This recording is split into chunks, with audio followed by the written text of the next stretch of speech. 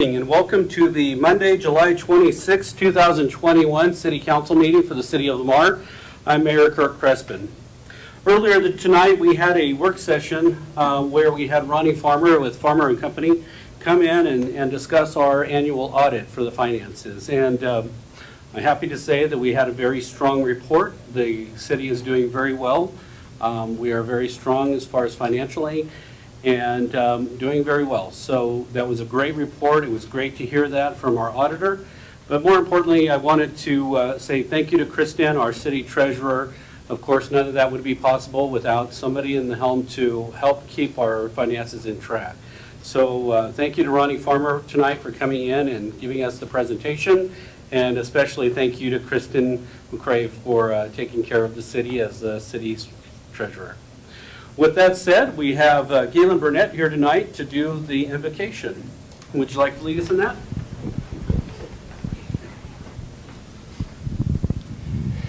Father, we do want to thank you that we have that we're privileged to live in a great city of Lamar. Father, we're thankful that you allowed Ronnie Farmer to give us a good report about our finances. Thank you for helping us with our finances. Father, things are kind of shaky around the world, and we're thankful to have a little bit of stability. Father, we ask now that you'll just be coming upon our city council. Father, you've given us a good group of men and women to lead our city council, to work as our heads of the different departments and the workers. Father, thank you for blessing us. Thank you for working in our community, protecting us. Father, we thank you for your work with the COVID stuff here in Lamar, so we haven't had a lot of problems like other places have. Father, thank you for your protection.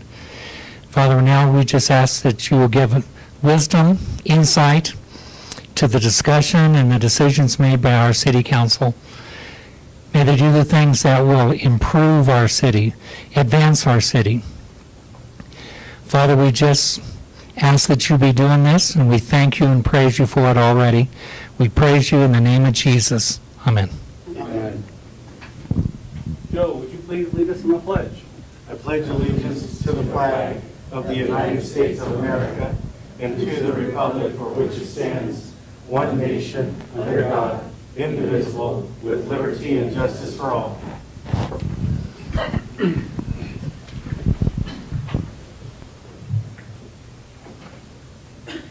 Okay, Martha, could you please turn on the TV in the back? The voting TV?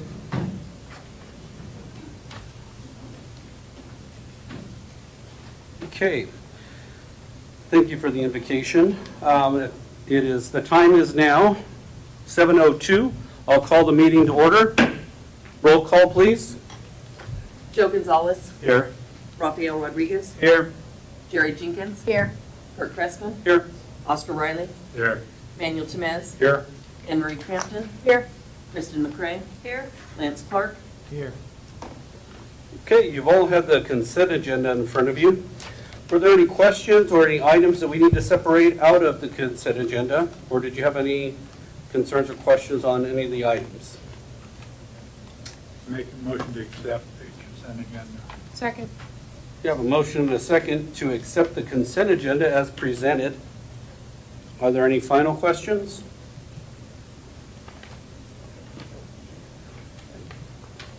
All right. Seeing none, all those in favor signify by saying aye. Aye. Opposed, same sign. Motion passes unanimously. No signal. Unplug it, plug it in. No, sure. That thing. Oh, no, this. You're right. I'm sorry. Okay, the next item on the agenda is audience participation. During this portion of the meeting, anyone may speak on any subject that does not appear on the agenda. Individual speakers are limited to 3 minutes each, and it is at the discretion of the council. Is there anybody who would like to speak to the council tonight? Okay. If you do have questions or concerns that you'd like to comment on YouTube or Facebook, if you're watching us live, you're welcome to make those comments.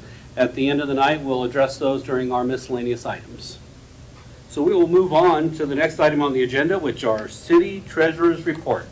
Kristen?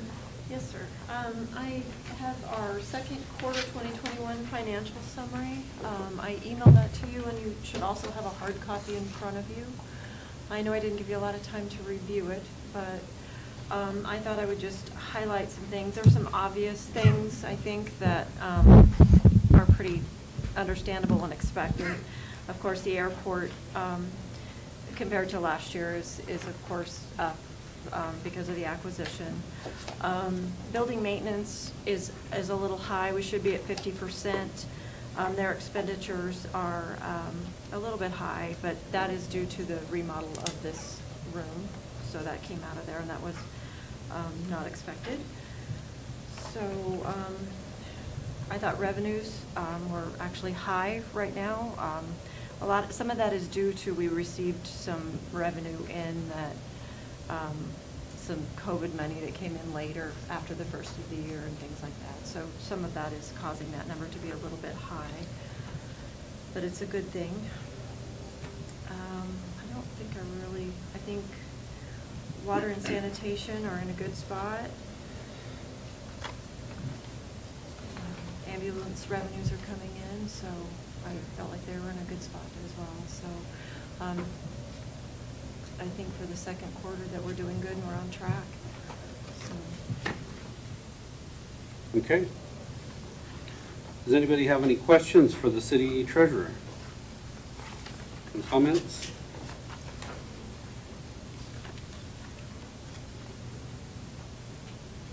Okay. Seeing none, thank you very much, Kristen, for your report. And we will move on to the next item on the agenda, which is the city clerk's report. And I have no report. Okay, no report tonight.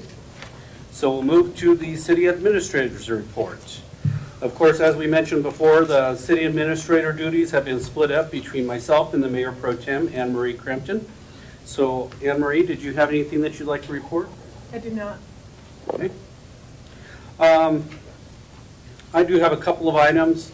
Friday night, July the 30th at 5:30 p.m., we will be having, at the Cultural Event Center, we will be having a city administrator candidates meet and greet, along with a community evening social.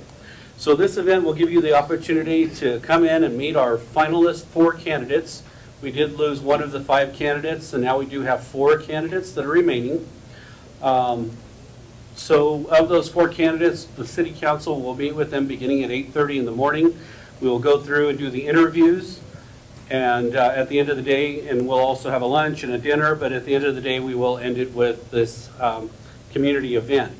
Our whole intention is to be able to give an opportunity for the community, the citizens, any concerned citizens that would like to participate, to come in, meet them, discuss their questions and concerns, and then give the city council your input, because we need all the feedback we can get. So if you do have questions that you'd like to ask, please join us Friday night, July the 30th at 5:30 p.m. Next item was a back-to-school bash on Saturday, July 31st from 9 a.m. to 2 p.m. at the Living Covenant Church at 110 Lee Avenue. This is for kindergarten to the 8th grade. They provide supplies for all the area schools. It's a very big event, so hopefully everybody can participate in that as well. We also have the first annual Corporate Cup, which will be taking place on August 5th through the 7th. This will be at the North Gateway Park and the Lamar Fields. The Corporate Cup is an event that is the first-time event that is taking place, and it's ran by the LPI board, Lamar Partnership Board. There'll be softball, cornhole, beach volleyball, kayak races, fun runs, together projects. There's quite a few different events, but overall it'll be a Corporate Cup for a overall prize or a champion for the year. So if you'd like to, watch, participate, please feel free to join them at the North Gateway Park and Lamar softball fields. Next item on the agenda, or the next item, is the Friends of the Library's monthly book sale. From August the 6th through the 7th at 9 a.m. to 1 p.m. at the Library Garage, they'll be holding the Friends of the Library monthly book sale. Next is the Sand and Sage Fair, which is coming up on August the 7th through the 14th. The concert will be on August the 7th, and the parade will be on August the 14th. That's one of the items I wanted to ask the council about. In the past year and a half, we've basically done a float, and we've all ridden on a parade just to show our representation. Do we want to do that for the Sand and Sage Fair, or are we able to do that? Anyone? Is that something the council would be interested in? Sure. Sure. So we got 2, 3. Can you do it? I may not be here. Manuel? I should be available. Okay. Oscar? And what time? It is, the parade is on the 14th at like 10 a.m. The usual 10. Yeah. Okay. All right, so I'll work with Pat and we'll see if we can get the trailer again to do that again. We'll be able to represent. Where's it going down? That I don't know the details on the parade yet, but I'll get them for you before then. And then the final item that I have on the city administrator's report is just a quick update on Scooter's Coffee. I did have the opportunity to speak with Dale Wilhite, the owner, at the end of last week. They are moving ahead very well. They've gotten all the equipment in. They're trying to work out the details and all the training. The plan so far is to do a soft opening on August the 9th. They won't make a big deal about it. They just want to do a quiet, soft opening, give the staff the opportunity to work hands-on, do some training, work out all the bugs, get the POS system working, and then later in the month, probably about 2 weeks later, they will begin with a bigger grand opening, ribbon cutting ceremony, and all of that. So I'll be working with Dale Wilhite and his staff in the next upcoming weeks to plan for a big grand opening, but their soft opening will be on August the 9th. So we will keep you updated on that as we get more information. And that is it for the city administrator report, unless council has any questions for us. Anybody? I don't have anything. Okay. All right, so we'll move on to the old business for our agenda. Oh, sorry, boards and correspondence. Do we have any reports from the council liaisons to the different boards? Oh, yes, we do have Oscar. Airport. On the 21st, we're going to redo the taxiway. H. Scott, the one that's doing the highway out here, I believe has won the contract for $1,570,000 plus dollars. We're in progress with the master plan. Shane Woolert resigned from the board. Peter Page resigned previously. The airport is running great under city management, according to Eric, who's our FBO now. Fuel sales were up. After you left, we were talking, he said he did 27 planes in one day. Wow. The shop work is up. Dean Reed was elected as chairman of the airport board. And I think they ought to, the city ought to write a letter of appreciation to Peter Page for serving X amount of years on the board. And the question was asked, if you paid your year's hangar in advance, could you get a 10% discount? Okay, that's all I have on that, but I have a golf report too. The golf was the 13th. Weekend's play is up. They fixed some golf court sheds. The city replaced a light pole, I imagine that's what it was. Tree cleanups after the big wind, 2 trees completely blew down. They've been spraying for weeds and bugs. There was a member who was expelled for unbecoming behavior for 6 months. After that's out, he cannot play on Saturday or Sundays. This is his last warning. And that's it. Okay. The only thing I'd like to add is I attended the airport board meeting with Oscar and Pat and Eric. The one thing I would like to add is that if there's anybody that would like to be on the airport board, we are accepting applications for that. We also have board positions for the public safety board that we'll be taking applications for, and many other boards. So if you are interested in really getting involved in the city, get involved. Let's find a position that you can help out on the boards with, and we'll see if we can get you signed up. Do we have any other items or reports, liaison reports? Anne Marie? Okay. All right. Well, seeing none, we'll move on to the old business. First item on the agenda of old business is the post-grant award. This is initiated by Chief Kyle Miller. Would you like to come up and speak to us about that? Sure. Back in March, we received authorization to apply for this grant. We requested $8,349.59. We recently received the award letter from Post, which was $5,625. I'm just asking that we accept this grant so we can move forward with the purchases. Could you I move we accept it. explain how they base their award amounts?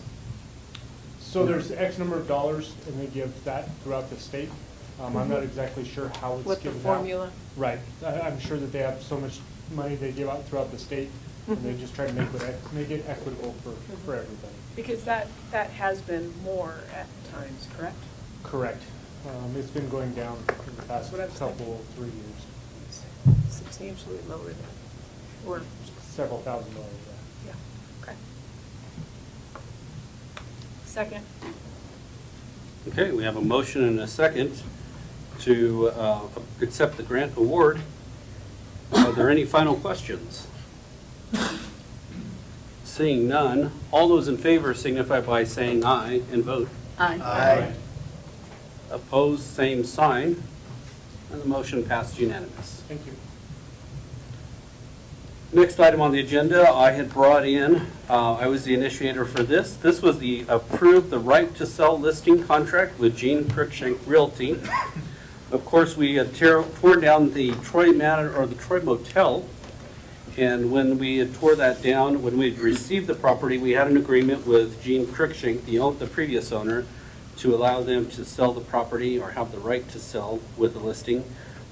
This contract just formalizes the ability for him to list this property, and it gives a lot more information.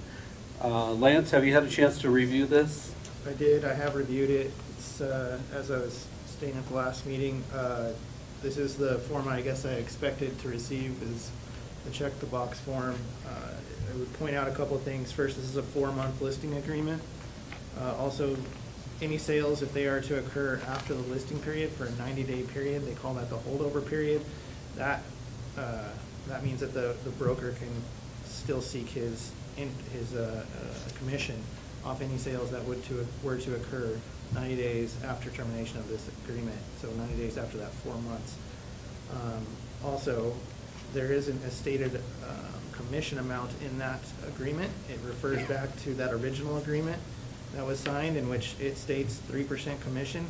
It also states that the city will receive $15,000 first after expenses and after the commission, and then any profits after that will be split 50-50.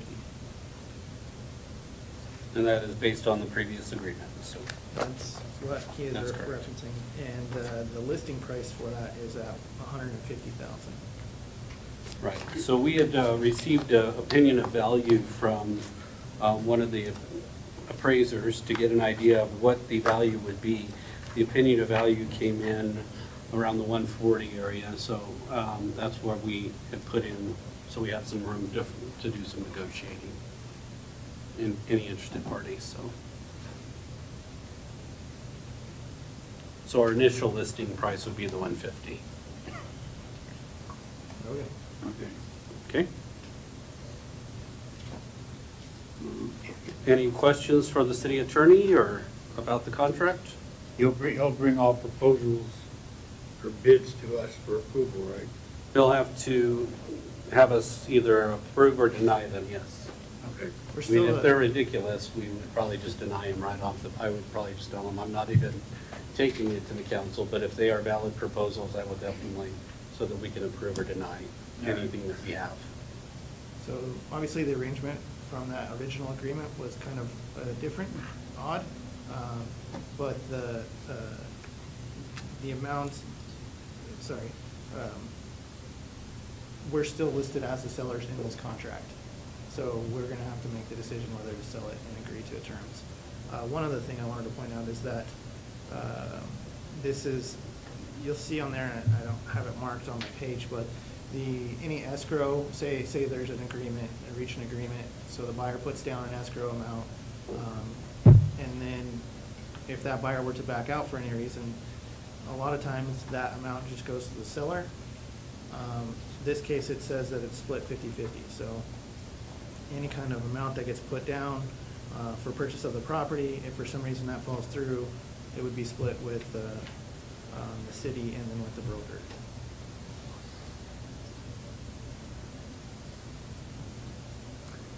Okay. Okay.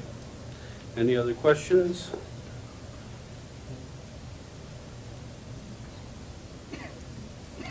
What's the council's pleasure?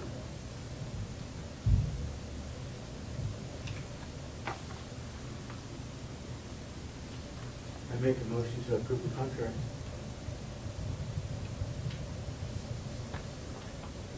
I'll second it. Okay, we have a motion and a second to approve the contract with Cruikshank Realty. And have the mayor sign. Did you modify your second? Okay. And sign. All right. Any final questions? Seeing none, all those in favor signify by saying aye. Aye. Aye. Opposed, same sign. Oscar? And the motion passes unanimous. I've had a couple people ask me, any idea when that sign's coming down? I've talked to Gene about that. I've talked to Craig about it. We were not planning on taking the sign down. And the reason why is because it's been grandfathered in with CDOT. And we're afraid if we take it down right now, they will never, ever give us a permit to put a sign up that close to the street. Whereas if we leave it up, they should have the grandfathered right to have the sign there and just change it out to the top. So our plan was to leave it until the new buyers come in and then they can decide. But if we took it down, we definitely would not have the grandfathered in. But if we can always go back and take it down. We just can't put it back up. So that's why I've asked them to leave it where it was until somebody buys it and they decide what they want to do. Makes sense. Yeah. And then when it does come down, we will put it out to bid if people would like to be interested in purchasing the sign, because it does have some classic value to it. So, all right. Any other questions on that, or shall we move on? Okay. Next item on the agenda for old business is the proposal from SECED and SCID. At the last meeting we had heard from Stephanie Gonzalez from SECED discussing about a workforce housing program that they're doing in several counties throughout southeast Colorado. At the time they brought us the memorandum of understanding, and that memorandum of understanding would just let them know whether or not we are in the program or out of the program. Earlier today I had sent out an email letting you know what the specifics were or what that we would be committing to as far as that memorandum of understanding and what they are needing for us to commit to. Dollar-wise, they were asking for up to 4% of our American Recovery Plan funds so that they can use to put into the pot, and this pot would be used to create the workforce housing and help the developer move forward with that. With that, we would be looking at anywhere from $67,000 to $80,000 that we would contribute. There was a question that I had earlier about doing the property and whether we would buy the property with that money or if we had to buy it separate. As of right now, I've asked our building inspector to go through and look throughout Lamar and see what properties the city owns and if there were any that we could use for this program, and currently we do not have any. So we would need to purchase some property or find property to be purchased. The other idea, or the other comments that he was asking for, is we would need to put prioritization within the staff to work on this project in 2022, and then have the signed MOU as provided by SECED. So I'll open this up for discussion if there's any questions on this program. It looks like Brent Frazee is here from SCED, so he can answer some questions as well. I know we had somewhat talked about this a few times. Anybody would like to speak in particular? Anne Marie, do you want to open anything up? So I think there's still a little confusion on whether the city has to purchase the lots for development. It was my understanding that the lots would be purchased from the pool, and there would, from the pool of funds, and there wouldn't necessarily be any additional outlay.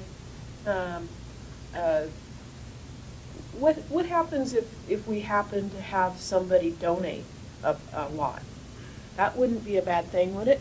No, that's a good thing. Okay. That's a good thing.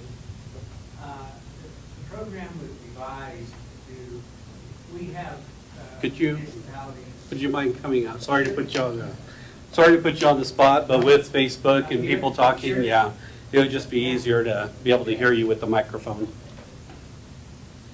The program was designed to be a collaboration among several counties and a regional project, okay? And when the ARP funds were granted and the housing issue kept coming up again and again, Michael kept hearing that every time he was out here, so he said, I need to come up with some kind of plan to put housing out there. And he looked at the ARP funds and said, wow, there's some money that is not typically available, and everybody says they need housing. And he started the wheels in motion and talked to a developer who, he said, if we could do this and this, is this something you would do? And he said, yeah, I think we could make that work.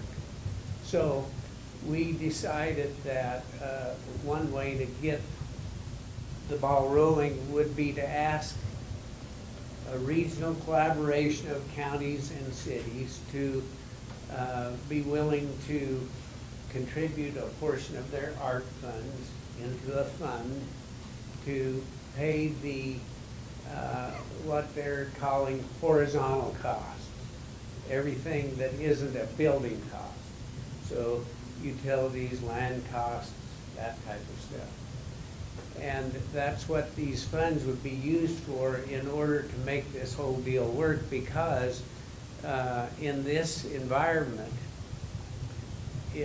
by the time you spend the funds to build a home, and in our rural communities, you can't get it to appraise for even what you've got in it. So nobody's wanting to build a home as a spec home and try to sell it because you put $250,000 in it to get it built, and you can't sell it for $200,000. So the way to, we looked at that, and the way to help resolve that problem was to help with the horizontal cost. And this fund was designed to do that. So, long story, but we have communities that have land, lots to donate. We have some that have some lots to donate, but not all of the lots. And so we're trying to make this fund stretch enough to cover all these 9 municipalities and up to 70 homes. So if you don't have the lots, yes, perhaps a portion of those funds could assist you in purchasing them. But we're still asking the municipalities to step forward and take on part of that responsibility. Does that answer the question? Yes. Does that explain it? Take on part of the responsibility, and as far as helping us get the lots together. Okay. In other words, if you, I guess I'll put it this way, if you're putting in $50,000 but we're talking about 7 lots that cost 10 grand apiece. We're upside down on Right. your municipality. Now, we may be able to cover that through the collaboration, but if everybody did that, we couldn't make that work. So we're depending on you to give what you can in the way of lots, and we're gonna try to work with you to make that work. Does that make sense? Yeah. Okay.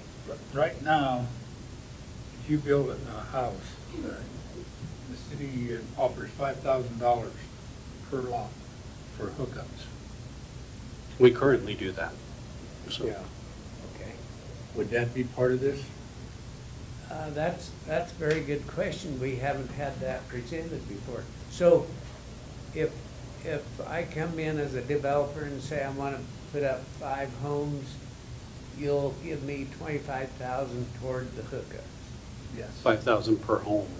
That was the residential incentive that we had for a while. In my mind, yeah. I mean, that's a substantial consideration. So And I think that's we why. need to- yeah, we need to talk about that, and that would be an item we could, play into the whole program. That's why I was concerned about it, is because we're already doing the 5,000 per lot, or per development.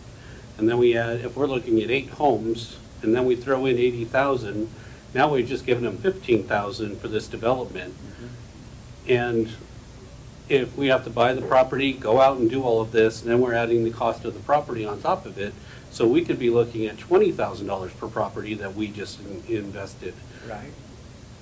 We could do that on our own and probably get quite a few individuals that would be willing to do it, Uh-huh. rather than in the group where we may not get as much bang for our buck. I guess that was my concern, is if we put it into the pot, we may not get that full 20,000 back to us. 10 of it may go to another community to help offset their costs, because we're blending it all into one pot. And So that's going to happen, Mayor Crespin. Some communities are actually probably, if you look at it in detail, some communities are getting more comparatively as compared to what they're putting into it. And that's the whole magic, if you will, of the program. We're asking all these people in this region to come together and help the whole region get this done. So you're right. Some will actually, in the end, be putting in more than others, in a sense. But we're trying to get everybody to look at it as a regional project. And the positive thing is it gets something started in housing in a region that's desperate right now for housing. That's what we hear everywhere we go. What do you need? Housing. And secondly, hopefully it establishes a market. When we get these homes throughout the region, we've all of a sudden established a new home market. Not a big one, but one that hasn't been there. And we can inspire adequate appraisals to help the next stage of builders be able to get an appraisal that works so that they can build a new home and sell it. So we're trying to get people to look at this as not just a Lamar thing, or not just a Eads thing or Wiley, but as a region type deal. And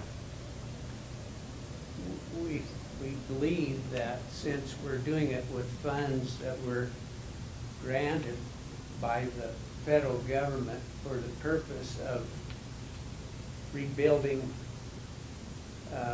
some of these communities that this is a good way to use part of it.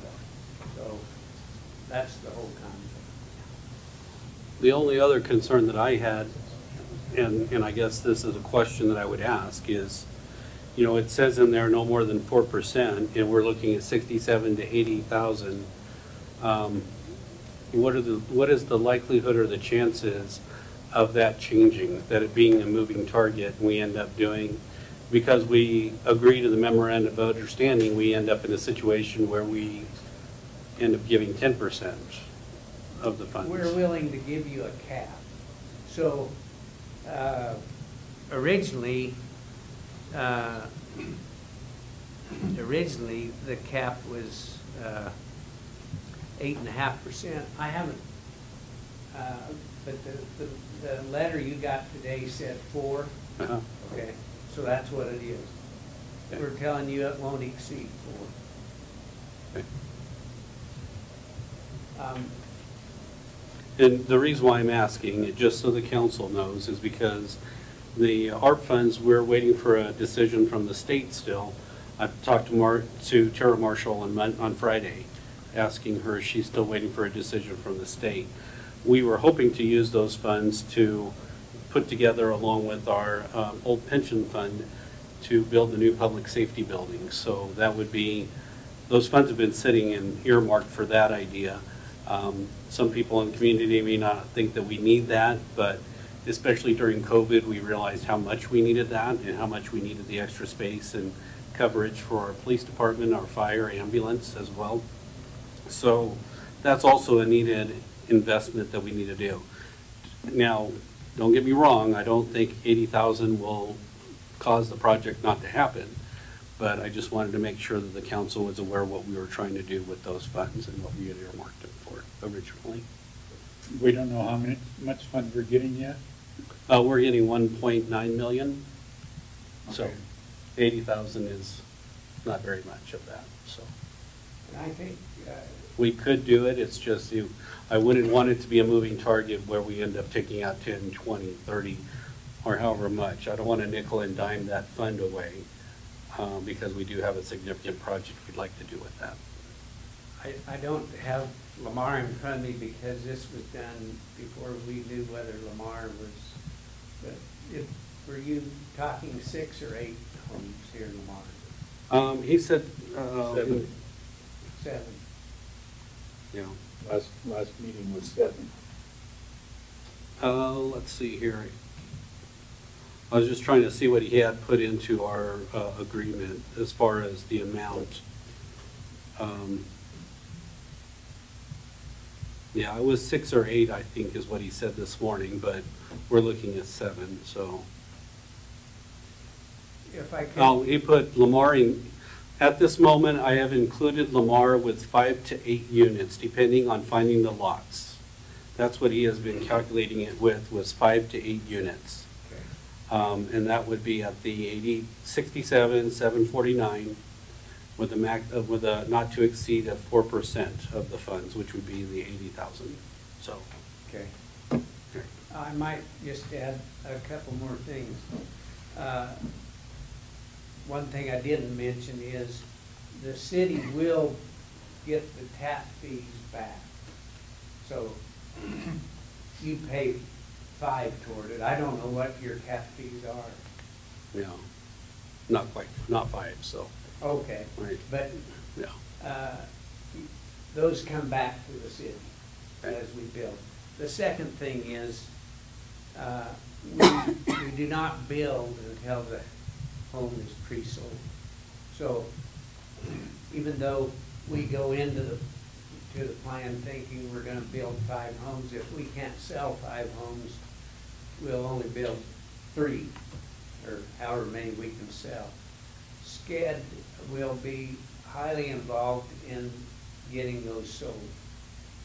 And we will be seeking out potential buyers, and we will also be involved in helping to pre-qualify those buyers so that when they get ready to go to the bank, we feel pretty sure that they're going to be approved buyers.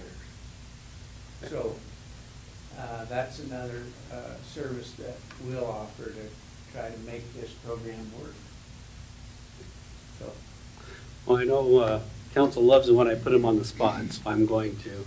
I'd like to hear from each one of you, your opinion, or if you have any questions. So, Anne Marie, would you like to go first? Sure, and I've voiced this to at least the mayor, but I'm hoping that this, I'm in favor of participating because I'm hoping that this will open up some opportunities for redevelopment in parts of the city that would not necessarily benefit from the other developments we've been talking about.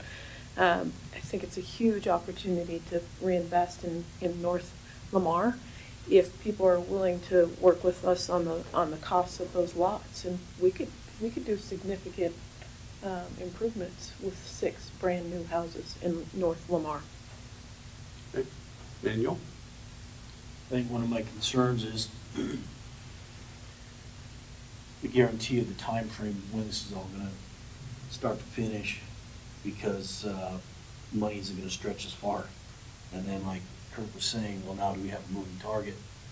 You know, if prices of construction go up and you're promising to build a home this size, and now your contractors at one point said, yeah, we think we can do this. Well, in 2-3 years, do they think, well, we can't do it anymore? Now what we think is we need a little more money. So I guess some of the details of it all, start to finish, I think, are a little bit vague, and so. Have you seen the feasibility study? Okay. The plan is to break ground spring of '22. That's the plan. I mean, you gotta have a plan. You're right. Obviously, we can't guarantee anything. That's what we're talking about. Yeah. Is the guarantee part is because it's hard, you know, for us to say, yes, we're gonna put the funds towards that. There's no guarantee on it. We'd like to start at this time, but of course, there's always things. Well, what if we have to start over there first? Right. What if we can start over there first? What if we're a little bit further down the line? That's a valid concern. Where will you be starting first? That is yet to be determined. Depending on site readies, or? It'd probably depend on who's ready first. Yeah, and who has all their ducks in a row first, I'm guessing. Okay. Yeah. So those are just some of my concerns, is that, you know, concepts of start to finish, you know, even the details of, you know, each home and how you're going to validate who's going to be the ones qualified for those homes. It's, you know, there's just so many parameters to consider on it, and to give us, here we are, we're looking at July 31st to make a decision. So if it's soon. It is a very aggressive timeline, and we understand that, and we understand that there is a element of faith in your part, in us, and our ability to get that done. I would mention something Councilmember Crampton said, just made me think of it, but these are not low-income housing. These are attainable workforce housing. So it's not another government low-income housing project. It is a new home, nice new home project. Thank you. Oscar? I'm with Anne Marie, I'm on board. For the amount of money we would put in some houses, plus you're gonna have the real estate taxes down the road. And everybody's looking for a new house, especially teachers, doctors. And there aren't any here. The only problem is, if it doesn't work out and we have these lots, what do we do with the lots? And then we got these lots. But I meant, well, we could always do something with them. But I'm with Anne Marie, I don't care where you build them.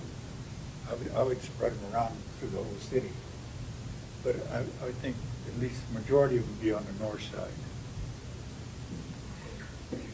These, as a council, you have that ability in the first stage of the project. If you want to earmark 3 homes or 4 homes or all of them, or, you know, whatever, or say teachers, educators, and give them first choice, or healthcare workers, and give them first choice, you have the ability to do that. And then whatever's left over goes to the general. But as a council, you can do that if you want to. And I mean, that's not dictated by where they're at, but that's something that you're going to have the option. Local contractors? It's going to be open for bid. It's going to require a contractor that has the financial wherewithal to obtain about a $6 to $8 million loan, and also a letter of credit. So it will be open, and hopefully whoever the contractor is will, you know, I expect there will be some subcontractors, local subcontractors at the least, that will be involved. But that depends on the bid process. Okay. All right, Jerry? I'm with Anne Marie and Oscar, but also with Manuel too, because there is the what if, you know, all the what ifs and all that stuff. But we do need the housing, because we do have people who come here that there's nowhere to live. And I am for it, but I just want it all to work out and not be stuck with lots that we don't know what to do with. Okay, Ruff? I think everybody else covered everything that I was thinking of, but I guess the question that I have, and you don't have to give out names, out of all the communities, how many are in it and how many are not? Oh, I can give them to you. I mean, it's public knowledge. Hang on. I have the page right here, and I turned it. And I do believe, you know, like, you know, you get something started, you get that ball rolling, and I believe that, you know, maybe other people could jump on board, but again, what ifs? We have Colony Springs, La Junta, Los Angeles, Eads, Wiley, Grenada, Springfield, and Walsh. They're all in it. They're all in. Okay. Anything else? The concerns I had were something similar. The concerns that I had were something similar to what Manuel had started off with, and then you'd mentioned one of them as well. The concern was the houses aren't going to get built until somebody purchases it, that's pre-purchased and pre-approved and whatnot. The other concern was that you mentioned as well is that these homes are designed for essential workers only. You know, when Stephanie Gonzalez came here and presented all the information to us, you know, the program sounds well and great, you know, for those areas that do need those places for essential workers. You know, we'll mention, for instance, Benton County has the prison and the workforce behind it, where Lamar doesn't have such a workforce like that behind it itself. So I'm thinking if somebody came to ask me for money, and they were saying, well, we want so much of your money, and then we want some of your property as well, but these are the terms and the conditions of what we're willing to offer.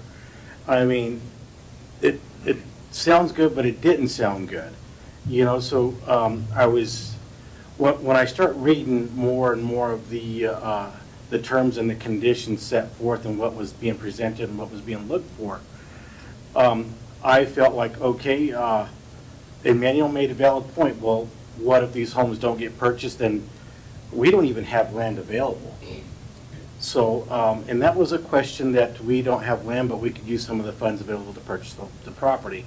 So that answered one question there and one concern that I had in the beginning. You know, it's not a large, huge amount of money. you know, from what we're getting. But the problem for me is we're sitting on, you know, they may not get built and they may not get purchased. And here we've got property and we've opted into a program that we may never get any homes. Now, I think when Steve Kill was here that we all collaborated some great ideas on, you know, development and offering incentive packages for developers to come into Lamar, Colorado to start building homes. I believe those were great packages to start off and start building, and they were designed for everybody, not just essential workers.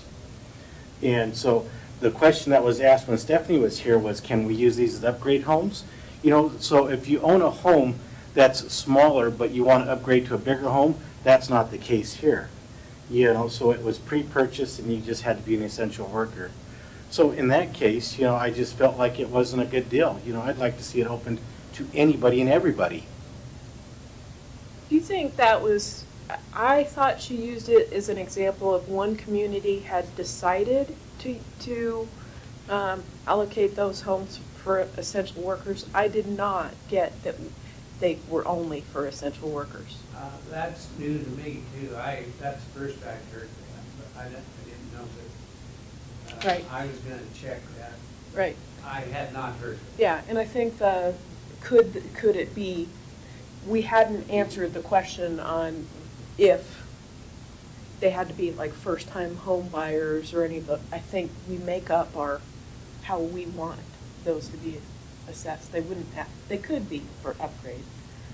It's just getting those homes into the hands of people who need them. We need to get that clarified though, if that's the way you interpreted it, but I don't believe that is exactly right. Well, I believe just not too long ago, you yourself said that we were targeting teachers, healthcare workers, and whatnot like that. I didn't say we were targeting them. I said council has the ability to do that if they want to. Fair enough. But our program is not targeting anybody except qualified home buyers. But that, you know, that's a valid concern, and we're in this to make it work. And so would these homes also be available to investors? That's my understanding, is that it is, because the correctional facility in Los Animas has already asked to reserve so many. How many was Los Animas doing? Los Animas is in it for 6. Just 6? So we're looking at, you know, saying affordable homes. So if an investor wanted to, and they said, well, I don't want them on the north side, I prefer to have them on the south side, and they could pick up all 7 of them. Is that something that could happen? The investor won't be involved in deciding where they're at. That's the council's decision. So if an investor wanted them, he'd have to buy them on the north side if that's where he could.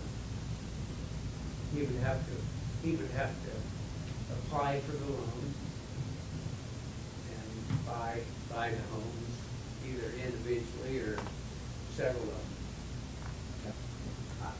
I don't think I could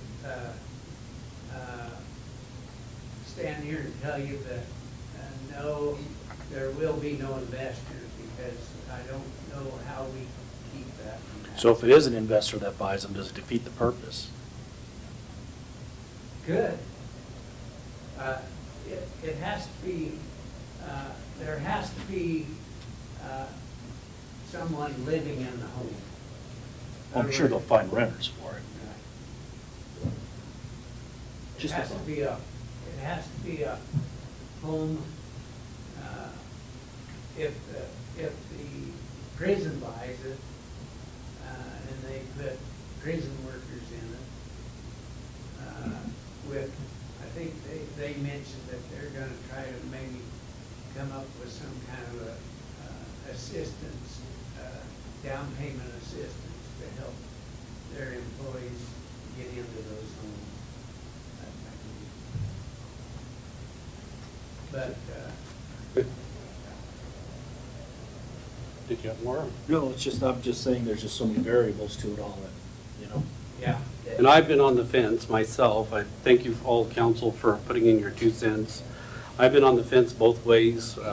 We do need housing, we do need workforce housing, affordable housing, but it also, like I was saying earlier, by the time we do all the investments with it, we're spending $15,000, $20,000, but a lot of that may be going to another community to help with their, prison workers or something else. We need it here. We need the investments here. And I guess that's what I'm afraid of, is that we're not putting the money back into here, we're putting it into the region. And I don't want to seem like I'm not caring about the region. I just, we have the taxpayers here that we need to answer to as well. So we're trying to make sure that we take care of Lamar, or I'm trying to make sure we take care of Lamar too. So I'm on the fence because I can see benefits of both sides. It's not a huge amount out of our funds, so it's not a huge loss for the city to make an investment into it, but I think the answer to that, if I may, is it allows you to build homes at scale, at a cost scale where it works for you. Where if you didn't have that, that'd be tough to do. Okay. So, yeah, you may be putting in a little more, and it actually looks like it's helping another community, but it's really helping you too. And if it establishes an appraisal base here in Lamar, that helps you. If it increases your real estate property tax, that helps you. If you get your tap fees back, that's 6 tap fees that you sold last year that maybe you didn't. So it comes back to you. Or we designed it so that it has every opportunity to come back to each community that's participating. And council is, just so you know, I've been asking around. I did find a property that had approached the city a while back. I think it's 2 acres that, I found 2 properties, but there is one over on the north side that was about 2 acres, maybe a little bit more than that was willing to sell, that did have some of the infrastructure already in place, but they were only asking for $10,000 on that. So it could be an affordable opportunity that we may be able to pick up fairly easy. So I can look into that if you decide you want to go this direction. But just to say that it's not out of the realm of possibilities, but I'm going to leave this all up to the council as well. Is there, do you have minimum lot size or any of that? Or whatever the city zoning is? Yes, it's whatever your city zoning requires. And my understanding is we could actually do duplexes as well as just Yes. single homes. So doing a duplex where they could possibly utilize it that way as well. Right. If I may, could I ask one more time? You give $5,000 For development costs, that covers curb, gutter, sewer taps, line, development infrastructure per lot. to any builder.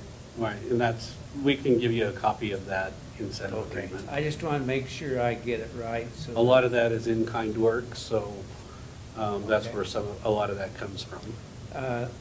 Yeah, that's good to know, and I think I need to take that back, and we need to work with that, because I think that'll help. When do you need to have an answer?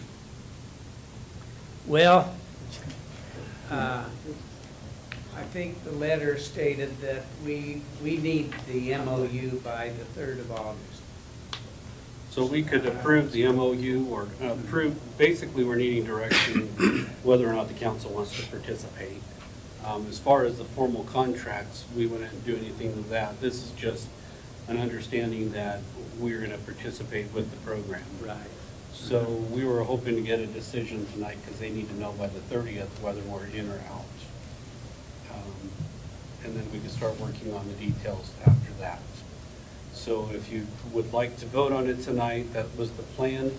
We don't have a copy of the MOU for Lance to look at, so we would have to approve it based upon city attorney review. I'm sorry, I wanted to say one more thing. I think it was Mr. Gonzalez that expressed a concern about whether these houses, there's anybody out there to even buy these houses. There is a market study being done. I believe it's in the works as we speak, or will be soon. And if by chance that market study would come back and say there is no demand in Lamar for new homes, we would at that point step back and say, okay, wait a minute. The market study says we don't need any homes in Lamar, but we're confident it won't say that. Yeah. So, just for your information. Okay. So, any last questions for Mr. Frazee? Can I ask a couple questions? Yes. So, is there any guarantee that the money invested will come back to the community, or is it solely based upon any sales of homes? I guess the only guarantee is that you'll get tap fees. When is the, so when you said all the communities, those nine communities you mentioned, they're all in. Does that mean that they've passed and agreed, their councils agreed to the memorandum? Mm-hmm. It's my understanding we have memorandums from I'm not sure we have all the memorandums, but we do have verbal commitments and memorandums from some of them. Two-part question here. If we opt into the agreement and we later decide to opt out, are we able to do that? Second, if we are opting in, we obviously haven't seen any kind of contracts or anything yet. If those terms are unsatisfactory, or at that point, can we opt out? Well, I guess my answer to that would be if you're not under contract, you can opt out, yeah. I mean, a memorandum of understanding is simply that. It's just a memorandum of understanding. You have no legal obligation under that. It possibly could wreck the whole program if two or three decided in the middle to opt out, but. Last question. You mentioned how this process may work, that the city could propose requirements or sort of objectives on who could fit the criteria for owning these homes. What have other councils or other towns proposed for their process as far as picking? We've presented that to all of them, but to my knowledge, we haven't really got an indication of what any of them plan to do. Still fairly new on the decision-making of that part. So the funds would actually be a donation to SECED from the city. SECED will be the fund holder that will hold all the different communities' funds and the county's funds, and then they will be the lead on this program. So basically, we're donating it to them, and we're out of it at that point. So we're actually giving it as a donation of our funds, and that's how they're passing it, that we're donating it to a 501c3. So that's how they're getting around the ARP fund usage for construction, is that part of it. So once we put in the funds, that will have its own board, or our own committee, and that committee is chaired by Tom Grasmick, who's our county chairperson as well. And that committee, I don't know how many people were on that board. Well, you're talking about the CSED board? No, the board for the housing. this housing project. There will be a representative from each participating entity. Okay. So that board will make the decisions and work on the contracts and the details, and then bring them back to each city for approval. Am I understanding that correctly? But that is how the funds would be contributed and dispersed through that committee or that board. I might clarify that.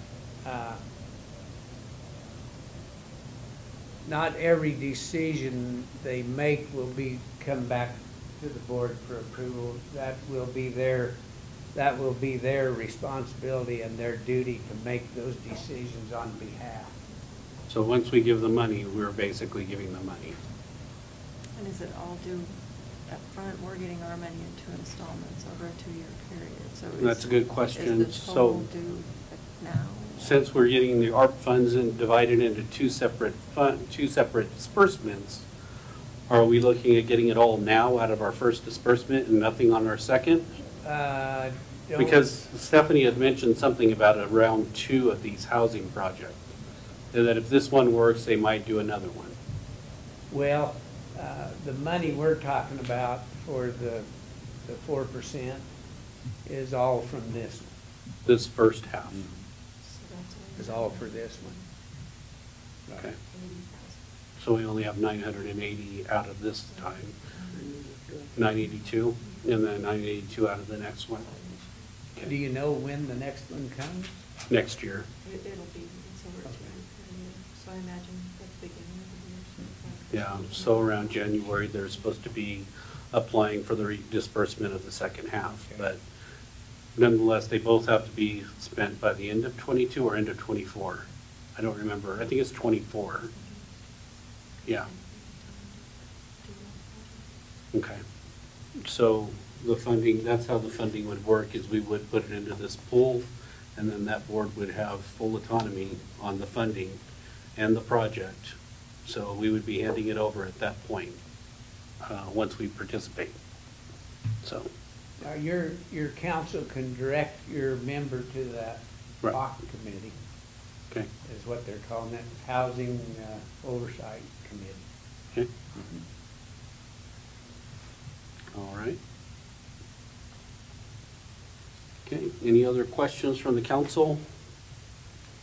Any other discussions that you want to talk about on it?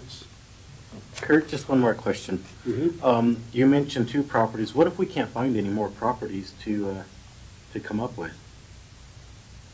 Then we're just stuck with the 2 properties. Yeah.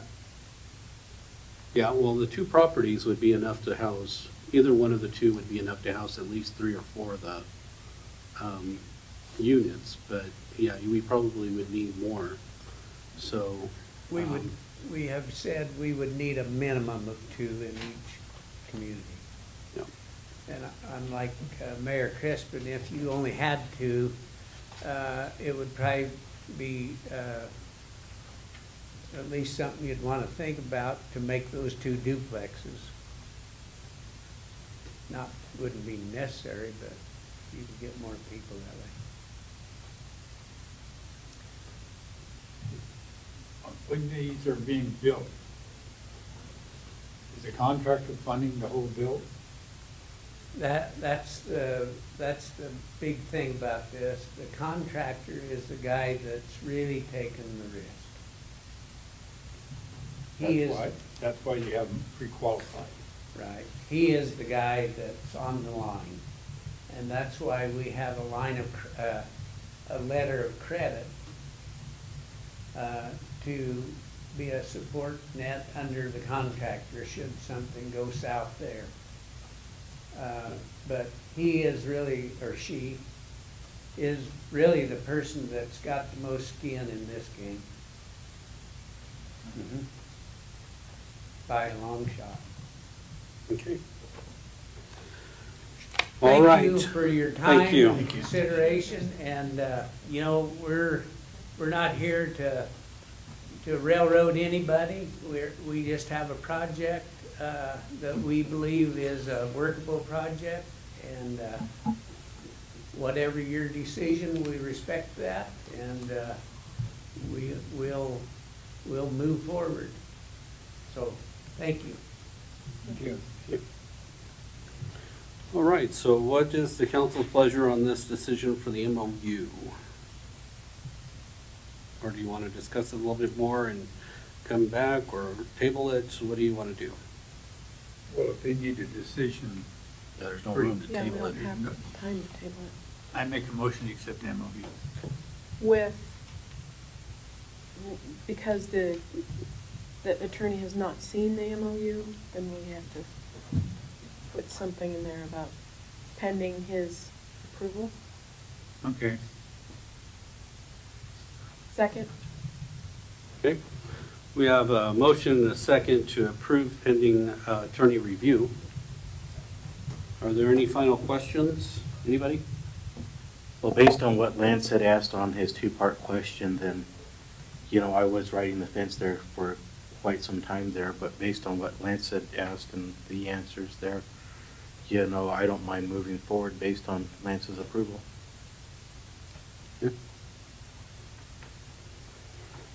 Okay. Any other final questions? Daniel? Okay. So, then we have the motion and the second. All those in favor signify by saying aye. Aye. And put your vote, of course. Opposed, same sign. Aye. So we had a split vote with all members except for Emmanuel Temez approving with it passing. Okay, so we will move on to the next item on the agenda, and we will have Martha Alvarez come up. This is a new item on our agenda. Oh, no, we have the approval of the city seal first. So this is a new item on the agenda. When we did our remodel of the council chambers, one of the things that Steve and I had talked about is most communities have a seal that they use for stamping, for official seals, and we did not have an official seal. Ours just says Lamar, Colorado, and it's a round circle, and that's it. Very basic, very simple. So we challenged Martha to come up with some ideas and suggestions on a new city seal. In our discussions, I'd asked Martha, I said it would be nice if we could take a lot of our community's personality and put it into one item as a city seal. And when she asked, well, what is our community's items, I was saying, wildlife. Of course, we have a lot with our snow geese. We have a lot with fishing, hunting in this area. So I asked her about wildlife. Of course, we have transportation with the rail and the semis that come through our community.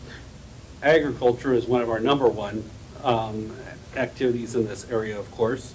And then the wind energy as well. So we are looking at energy, agriculture, wildlife and conservation, as well as the last one was transportation. So after a lot of work on it, she came back and forth with a few different designs. And would you like to speak on it?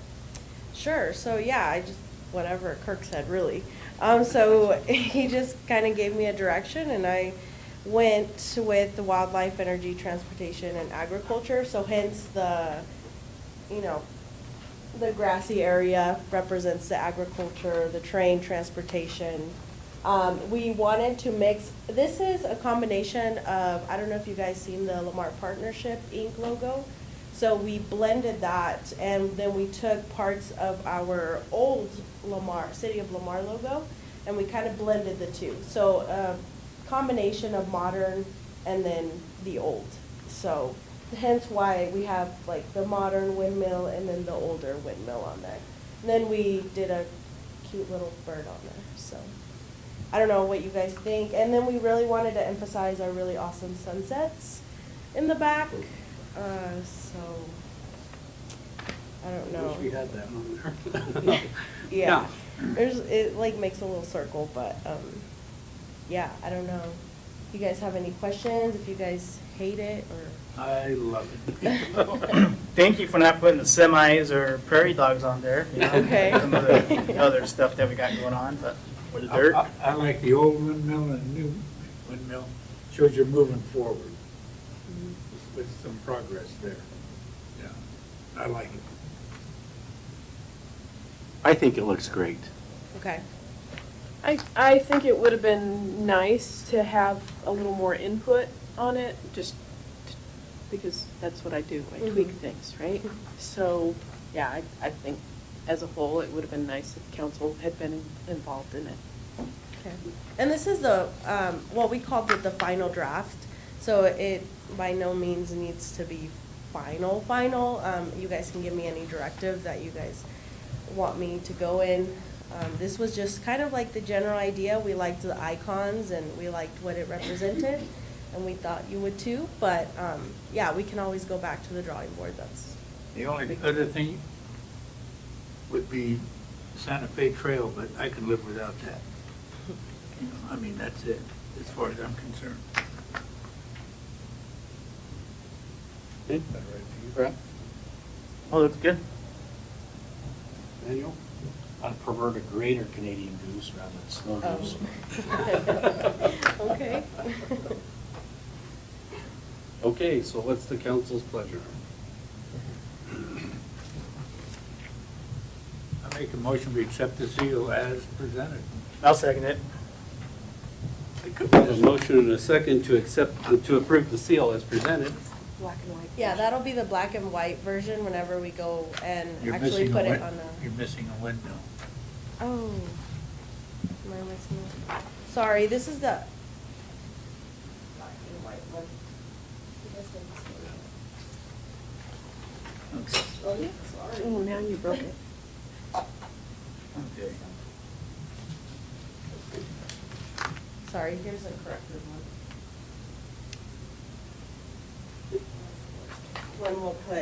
When we stamp things. We need a line or equalize the spacings. I don't know, maybe. Can you guys see that? Okay. Yes. No, It just it makes stood out sense. so much to me. So- Okay, yeah. We'll equalize that. Okay, we have a motion and a second to approve the concept of the seal. She's going to clean it up a little bit more, you said, right? Yeah. Okay. Any other final questions? Seeing none, all those in favor signify by saying aye. Aye. Thank you. Opposed, same sign. And the motion passed unanimous. Okay, the next item is we do have some visitors tonight. Thank you for being patient with us. If you'd like to come up. We have Prowers Youth Council who's going to do a presentation and talk about a little bit about what the Prowers Youth Council does, and then at the end they did have a question that they wanted to ask about when it comes to their events and the council's support of their events. So with that said, I'll leave it to Matt Bizak. Yes, thank you for having us here. My name is Matthew Bizak. I'm from Broward County Public Health and Environment. I'm here to talk about the Broward County Youth Council. I'll give a brief overview of what the Youth Council is to listeners in the City Council. I know some of you guys are familiar with our program. And then I will pass it over to one of our youth members, Ms. Abigail Ross, so she can kind of give you guys a more in-depth look of what the Youth Council does and kind of participates in our community. So like I said, we are from Broward County Public Health, so we are funded through the Colorado Office of Behavioral Health. So we are a grant-funded organization. We have 4 different locations that meet throughout the county. So we have one here in Lamar, one in Wiley, one in Grenada, and one in Holly. So we are funded through a grant. Our main grant focus is substance use prevention. But what we like to do is actually get beyond that and develop our community. So with that, what we like to do is promote positive youth development, community connectedness, and really build those strong protective factors, lower those risk factors for our youth. So with that, I would like to pass it off to one of our youth members who can actually go in and give you guys some more details about our program and what we do. Hello, I'm Abigail Ross. I am a junior at Lamar High School, and I'm a member at the Prowers County Youth Council. So the council is a place for students to come together and focus on issues and work on projects that are most important to them. And one of the things we like to focus on is community involvement and bringing the community together. Some of the events that we have put on to do this include outdoor movies, our Chalk the Walk event that we had a few weeks ago, as well as other events. And we have plans for more events like these in the future, including more outdoor movies, youth nights at the resource center, as well as a cleanup days at the ponds. And one of the projects that has been a major focus has been our Little Free Library project. If you don't know what a Little Free Library is, it's basically just a little library. It looks like a little house, and the concept is you leave a book, or you take a book, or just take a book. Currently we have one Little Free Library at Willow Creek Park, and we have 3 more on the way that will go in Grenada, Hawley, and we're going to place 1 more in Lamar. Since we started the project, we have distributed an estimated 1,500 books. We also help distribute books to other Little Free Libraries in town that are built by the Hope Center, right? Or what is it called? LEAP students. LEAP, yes, thank you. So initially the Little Free Library project was my idea for the Youth Council, as I wanted to encourage youth to read more and be passionate about reading. And now my idea is a reality, and that is what is so great about the Youth Council, is they help get you the resources, tools, and skills to make projects a reality and make them happen. The Youth Council helps build and teach leadership and life skills, and they do this in our meetings themselves, as well as at leadership summits, assemblies, trainings, as well as online conferences. Overall, the Youth Council is a great place for students to come together to really get involved in the community and make an impact. Okay. So the Youth Council is really a great asset to the community, as we really try to make an impact and have the youth in our community have their voices to be heard. And so we are wondering if you could possibly waive certain fees for the for certain city property and equipment whenever we use them, like at the park or the community building, to make that process easier so we can get more community events and projects underway. So they have utilized the once a month or once a week, or how often do you meet? Every 2 weeks? So currently in Lamar, we meet every Friday at the Annex building from 1 to 3. But what we were asking is, we plan to hold some more community events, especially in the city park. So the use of pavilions would be a huge benefit, so that we can have shade and shelter for some of these events, to make sure that they're reservable, so we can have those fees waived. What we plan to do in the future as well is bring in guest speakers from across the country. We had J.C. Cole, who came up from Texas last year and did the Leadership Summit. So we want to continue to look into those, reach into some of our assets here within the state of Colorado and our community to hold some different youth events and community events. So maybe the potential use of the community building, different rooms in here, that we can have opportunities not only for our youth community, but also our greater community to expand into adults as well. So that's what we're kind of asking, is for those fees to be waived so that we can offer more resources and opportunities to our community. Do you have an average of amount of attendance to your events? Our first movie night, what we did is, we didn't know how that was actually going to go, because we never set up our movie screen for a big community event. We did it for Grenada After Prom, so we wanted to keep it kind of a surprise, and we announced it about 1 o'clock or so for a movie that would start at 8:30. And what we had is, after our attendance sheets, we had 157 people who showed up for that. We had some different community members come out. We had High Plains was out there. They have bug spray and sanitizers, and, right? We had free hot dogs, we had popcorn from the movie theater, we had different food, different activities. So for all. We also did giveaways from different businesses in the community. Yep.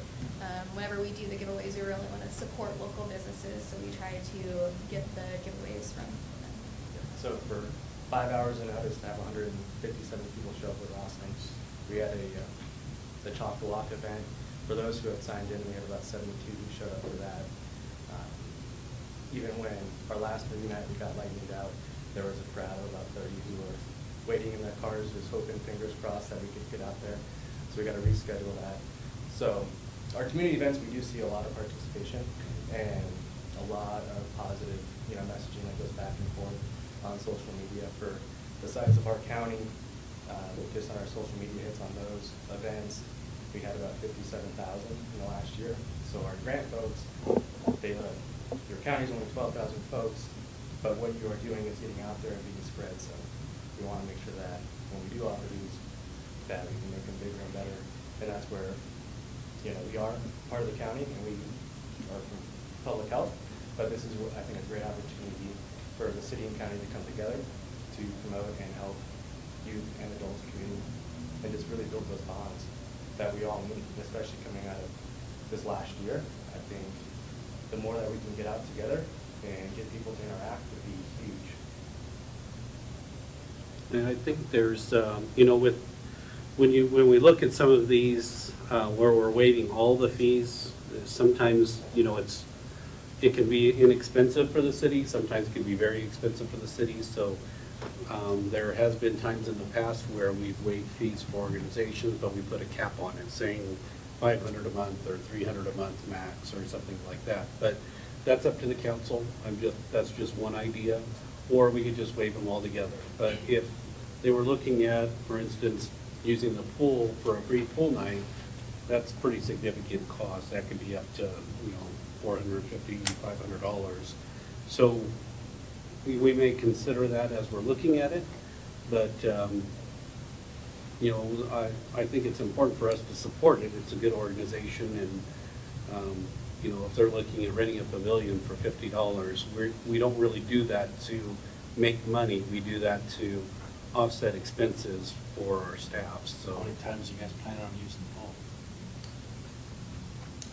It has been brought up that that's something that we want to do, and that's not something that we would want to ask because we don't want to take advantage of the city. You guys offer a lot of great resources, and that is not what we're asking. We don't want to take advantage of that relationship whatsoever because that is a big cost, and that costs the city a lot of money. There's liability, things like that. So, I would be in favor of you guys actually even putting a cap or making those restrictions because, I don't want to ever put you guys in a situation where there's too much of a give and not, the city and the residents of Lamar receiving that back.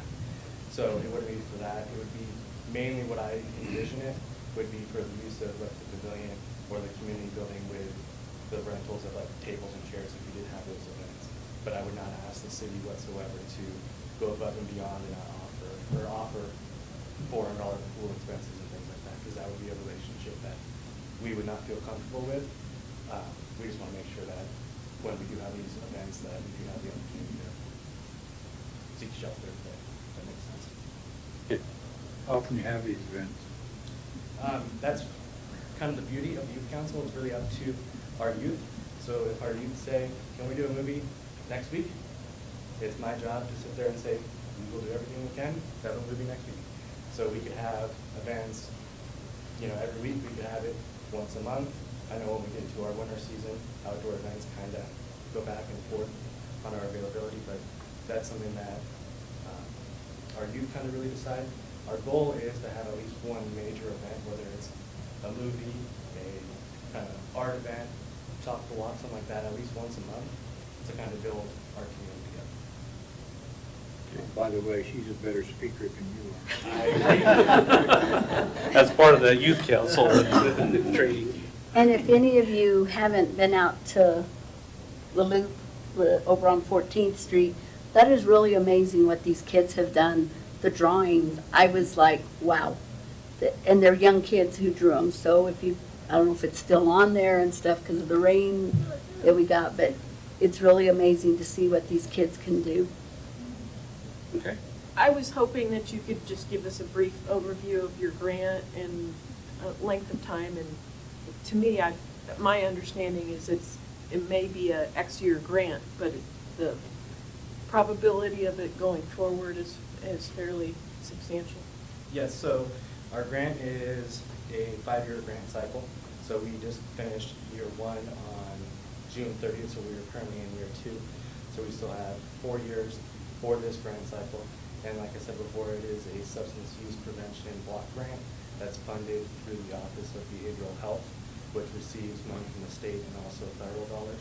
So at the end of our cycle, what will happen, from what our grant manager has told me, we will fall into 2 different categories. We fall into the same category that we are in now, which is earned, so it's under-resourced high needs, which means that there hasn't been a lot of funding dedicated to our county or our region.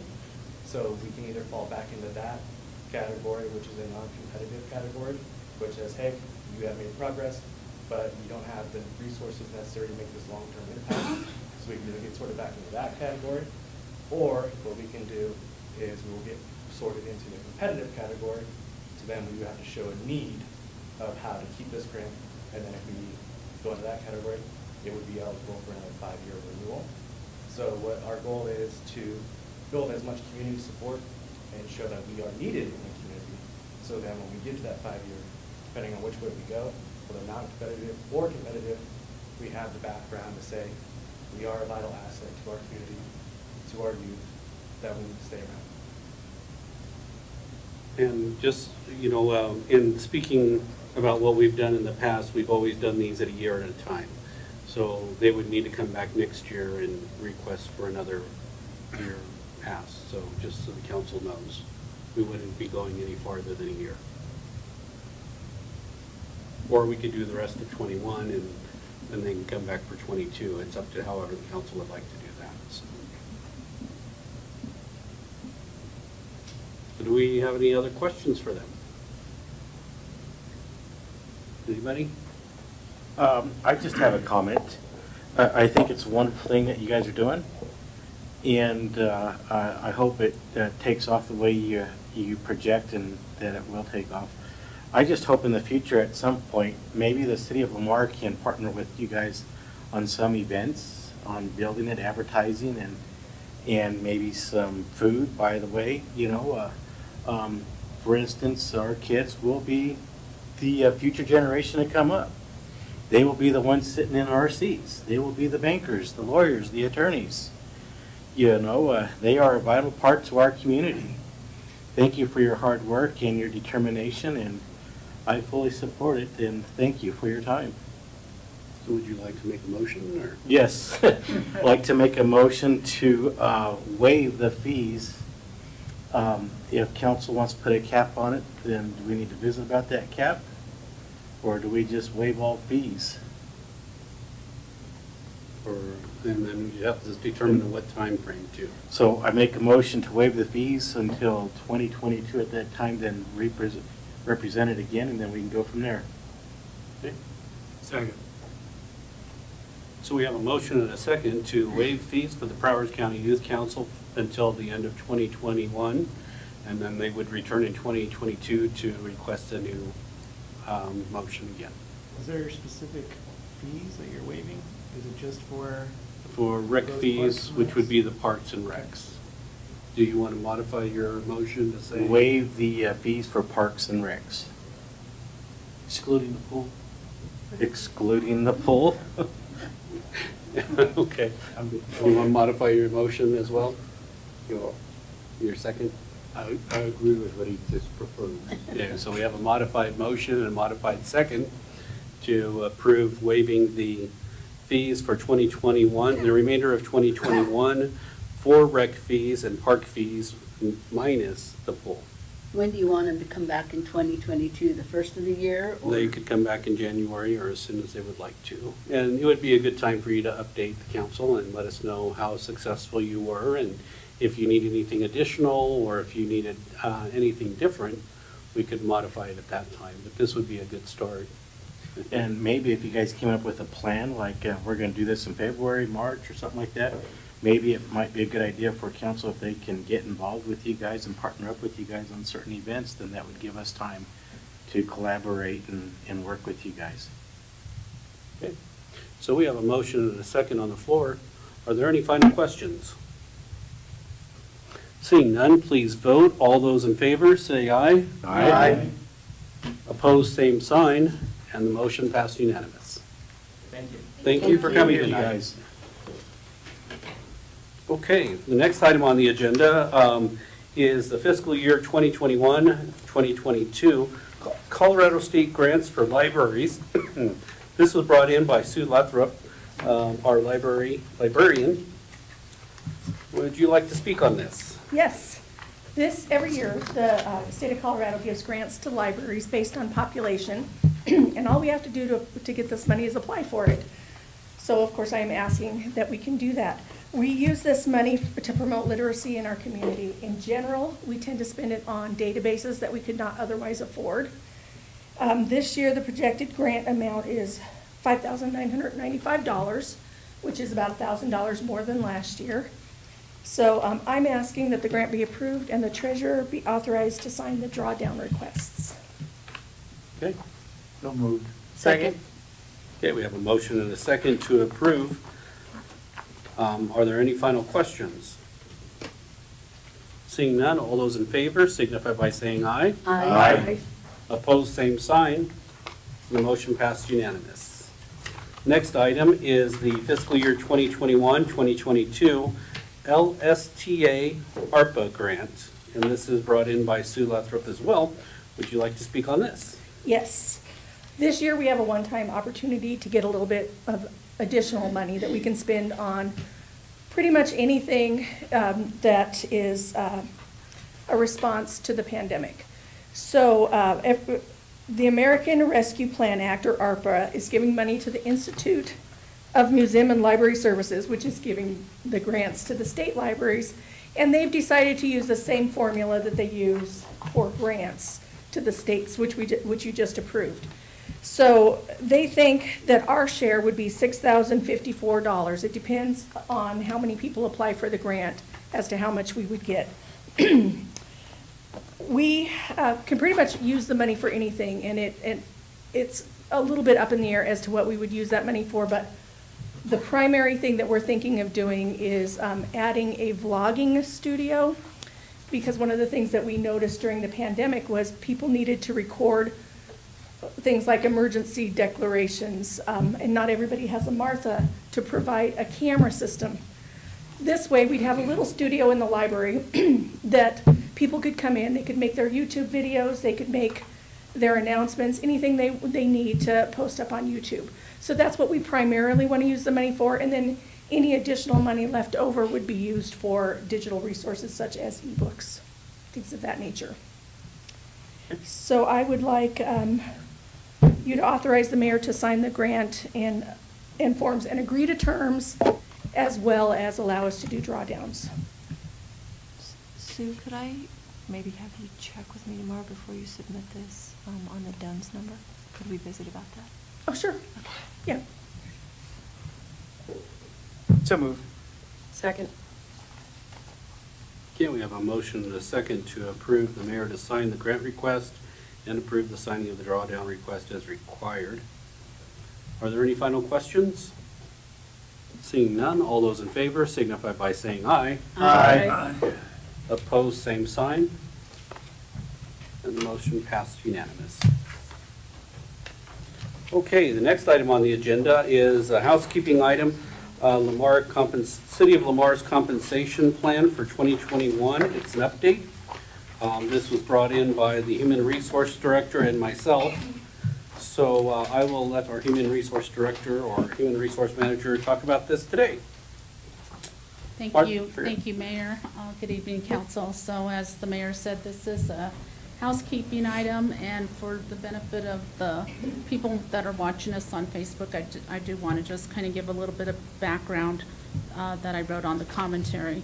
So back in 2016, we did have the city hired public sector personnel consultants to come in and provide an update on our city's current compensation plan. And that was later approved, I believe in 2018, I'm not for sure. I think it was 2018. And since that time, we've had one city administrator that has left, and we've had two city administrators that have been here since 2018, and changes and updates have been made, approved, and implemented by both of them. As you know, 2020 was very unique. There were many situations that happened, primarily the pandemic, and many of these changes almost demanded that we make these changes. Some of the big events that happened is we acquired the FBO functions at the airport, and we needed to fill those positions immediately, so we went ahead and moved forward to get those positions filled. We also needed to recruit and retain employees because the labor force is changing, and it continues to change. We also had to conduct salary adjustments on some of our key positions. We've had a couple of positions that have moved pay grades, and that's all reflected on the salary plan that you have in front of you. And then we also had some positions that are very difficult to fill. I'm constantly running ads in the local papers for workers. And I think if you were to look around, I think most employers are really having a tough time filling those positions. So the city administrator did approve some salary adjustments for some key positions, and we also started beginning the process of developing some career ladders for some of our job families. Now, not all of our job families have been evaluated.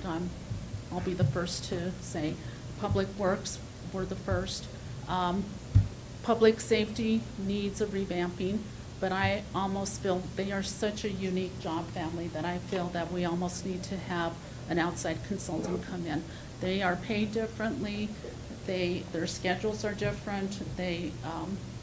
Everything's different with that job family, that I almost feel like we need to have someone come in and oversee that evaluation. So I'm asking the council to adopt the current salary plan that you all have in front of you. I have also spoken with the mayor and with Anne Marie about bringing back the consultants in 21, 22. I don't know the time frame. I've spoken with Matthew Weatherly. He is willing to come back and take a look at our compensation plan and do some changes to it. And I've also am going to be requesting budget money, Kristen, to bring it back. It is best practice to always examine the overall structure of our compensation plan at least every 3 to 5 years. So if it was done in 2016, it's overdue. So one of the things, and the reason why I asked, one of the reasons why I asked her to come in is Steve came in from a different environment. With John, we had some struggles at first trying to figure out how to determine what pay range is adequate for our area when comparing with other communities. So John found this company that would come in and do a salary review, and he used a statewide basis. And if you look at the salary review that we received, it has multiple towns, whether it be Trinidad, Levita, Rangeley, so similar sized towns with similar population and what their salary ranges and salary requirements are. Some of the information they got from CML, but some of it they just went out and researched and did the Cora request so that they can get the information and compile the data and do an average. So when we look at this range between minimum and maximum, and then we look at the titles, that's where those titles and the ranges came from, because we were trying to be competitive statewide, not just with Lahano or Los Animas, but statewide. What is the average? Now, there were some changes that were made while Steve was here, because Steve wasn't aware that we did this by resolution. And since it was done by resolution, any modifications or adjustments or amendments should have been done by resolution or approved by resolution, or not really by that, but just by the council, since it was approved by the council. So we really don't need to do a resolution, but we do need to modify and have the council aware that we did make these modifications. And that's what we're trying to do, is just show the council that Steve did make some adjustments to the pay scale. The council as a whole also made an adjustment to the pay scale for the city clerk, because in the city clerk's pay scale, in a lot of the communities that were tested did not include sales tax management, liquor enforcement. So a lot of the jobs and roles and duties that Linda does wasn't included in the previous adjustment. So when we made that adjustment for her, we were trying to make it even. So that's what the whole purpose of this is. And I've looked it over myself and felt comfortable. The only one that I had a question on, and I mentioned this to Margaret because I was questioned on it, was two of the titles. There was a Human Resource Director and Community Development Director. Steve had changed those titles. However, in the past with John, he was trying to set it up to where a director position was somebody that managed staff, and a manager was somebody that managed the department itself without staff underneath them. So before it was Human Resource Manager and Community Development Manager, and Steve had made the title change to Director. So that was the one that I was asked about and that I was also talking about with Margaret, because I know Morgan doesn't manage anybody at all in the Community Development Department. And then Human Resource Director does oversee the drug testing, but it's not direct management, so it's kind of on the border. So I wanted to get the council's feedback on that part. But aside from that, the rest of it looked good for me, but unless you guys had any questions as well. Can I just say, I knew that there were some questions about those particular changes. Kirk did call me about that. When we started advertising for the Community Development Director, we originally advertised it for an Economic Development and Planning Director. We were not successful in getting candidates with that title. And so we ended up rewriting the job description. It was updated and it was changed and advertised as a Community Development Director. That's what we advertised for. That's what we hired, a Community Development Director. That is what, and as far as the Human Resources Director, from Human Resources Manager to Human Resources Director, that's also interchangeable, I think, because if you think about a manager and a director, they often are, I think I intersect on both parts, truly, as a manager and as a director. I don't look at my position, and I want to eliminate myself from the conversation, but anyone that were to hold this position for the city of Lamar, that position is going to do managerial work and also director work. We're not Denver, like Kirk said. I don't have the luxury of having a benefits administrator. I don't have the luxury of having benefits specialists like larger HR offices. I do it all. I really do. I do the recruiting. I do this, not me, but this position calls for a lot of specialized functions, but it's kind of all lumped into director and human resource manager. So I would like to be given the opportunity to explain a little bit more about the role of both of these positions, maybe perhaps in a work session. I feel like I want to remove the individual from the function, because that's not, it wouldn't matter if it was Morgan or somebody else. We got to look at those positions and see what the roles are. And I think the consultant can also help us. And then one last thing about the minimum, midpoint, and maximum, those never changed. Right. Those are still the same amounts that the consultant gave us in 2018 or 2016. All that changed basically was that we created new positions. We had to identify where they would fall on the salary plan, and so they were assigned a salary range. So for instance, I'm just going to pick on this position, the Deputy Public Works Director. I did talk with Matthew about that.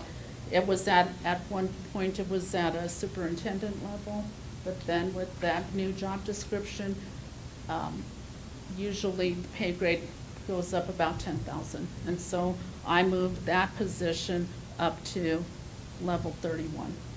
And that's kind of the guidance that I would be getting from the consultant on making those decisions with the pay grades. Okay.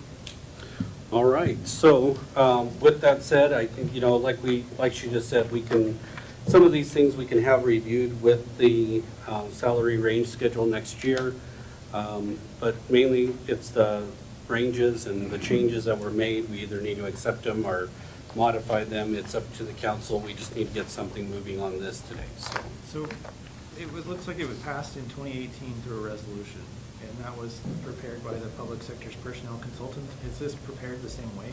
Is this was prepared through the same use of those individuals? These were just modifications of the titles or modifications of the pay range. So from a range of 27 to 28, or, you know, if they were moved from a pay scale of 28 to 29 for that job position. So these are just, this is more of an amendment to the original.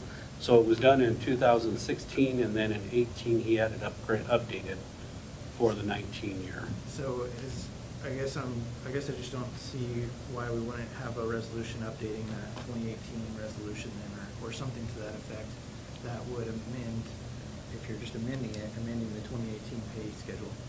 And we could do a resolution. I just figured it was, we weren't getting a new pay schedule in, we were just amending the current one that we had already approved by resolution. But if we need to do a resolution to amend it, then we could. I would say it looks to me that it's best practice, since we followed that same trend in 18 from 16, and the 18 one says updated, prepared by, and so I think we could do that basically same resolution, but updated with this new pay schedule.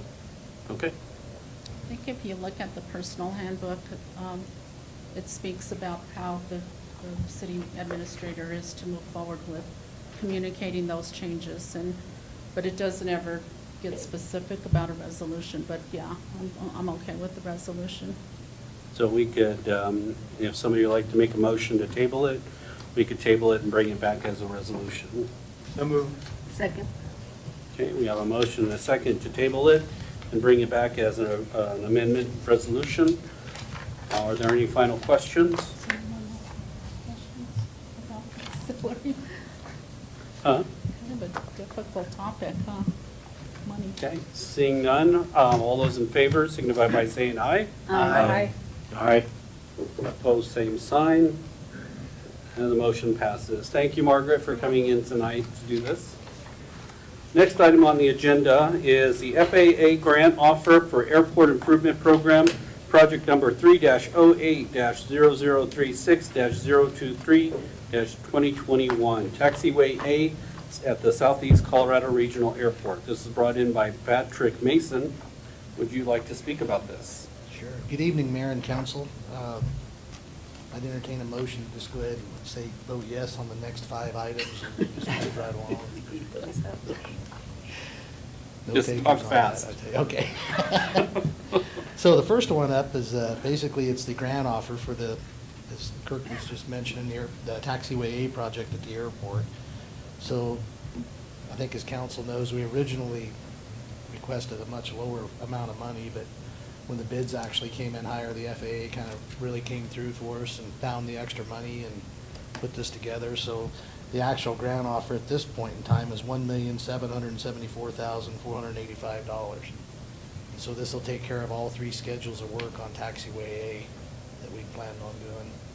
So one of the good points about this is there's no actual match money required on our part. So that's a huge savings to the city. All the more reason why we would more than likely want to jump at this one, I suppose. So you haven't had a chance to look at this yet? Okay, so if we approve this tonight, we would need to approve it following attorney review. I move we approve pending attorney review. Second. Okay, we have a motion and a second to approve pending attorney review. Any final questions? Seeing none, all those in favor signify by saying aye. Aye. Opposed, same sign. Motion passed. Okay, next item on the agenda is award bid for Taxiway A reconstruction and rehabilitation. And this was brought in by Patrick Mason as well. So in June, we went out to bid on the, of course, the Taxiway A project. We ended up with 2 bidders actually on it.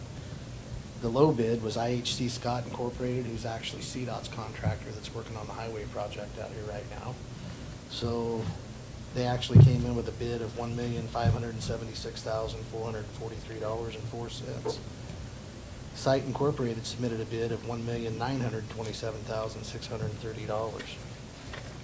So staff is basically asking that we award the bid to the low bidder of IHC Scott Incorporated. So moved. I have a motion and a second to award the bid to IHC Incorporated. Any final questions? Seeing none, all those in favor signify by saying aye. Aye. Opposed, same sign. Motion passed unanimous. Agenda item number 8 is amendment number 3 to contract between Javiation and City of Lamar. Pat, would you like to speak on it? Sure. So now that we've accepted the grant, awarded the bid, we will now need to amend the contract we have with Javiation, who basically does our design and construction management for the Taxiway A project. And basically that contract agreement with them would amount to $226,994.58. Staff would ask that we approve that contract amendment with Javiation for the Taxiway A project. I move and add pending attorney review. Second. Okay, we have a motion and a second to approve amendment number 3 pending attorney review. Any final questions? Seeing none, all those in favor signify by saying aye. Aye. Opposed, same sign. Joe? I did. And the motion passed unanimous. Item number 9 is the request for extraterritorial water service. This was brought in by Patrick Mason, the Water Public Works Director. Go ahead, Pat. All right, so recently we had a request from Mario and Evangelina Ramirez at 9850 County Road HH for a single family dwelling, I guess, water tap request for city water outside the city limits. So when you're outside the city limits, basically it requires council's approval for what they call an extraterritorial water agreement. It's a double rate that they pay outside the city limits. And they also have to sign an agreement more or less with some terms and conditions as far as, you know, if the city ever was to annex out that far, that they would agree to come into the city limits. Okay, and we currently have service out there, or will we be running it? We currently actually have service that runs right down that road right now, so. Okay. Are they on a well right now? They have no water at that property at all right now. Oh. So how much investment will it be for us to get it to service there? Little? Basically, it would be just a tap, and they would pay the normal tap fees to tap that line, so. Okay. Motion to approve. Second. We have a motion and a second to approve the extraterritorial water service. Any final questions? Raphael. Seeing none, all those in favor signify by saying aye. Aye. Opposed, same sign. Motion passed unanimous. Okay, next item is number 10, a request for rates and fees addition to the Southeast Colorado Regional Airport. So we're back to the airport. Back to the airport. So what we've learned, I guess, since we took back over the operation of the airport out there is that there's some freight unloading that goes on. And I think, Eric, you can help me out on this, but it's what, Tuesday through Saturday currently? Tuesday through Saturday, we assist in the morning unloading Key Line Air and all the UPS freight. And in the beginning, it was a handshake agreement between Key Line, Lamar Flight Service. Nobody held anybody accountable for anything. It's $50. $50 a day, Pat? Yeah, that's what we're requesting, is $50 per day. So we had talked about, or I had talked about this with Lance, our city attorney, and we originally were going to ask for a contract with Key Line, but since this is going to be a charge that we offer to anybody, whether it be FedEx or UPS or Key Lime or Joe Smiley flying in, it would be a standard rate. So since it's a standard rate, rather than doing a contract, we would just do it across the board as a fee for everybody. So that's why we're looking at amending the fee schedule. And it does have a resolution for that amendment to the fee schedule, since our fee schedule is approved by a resolution.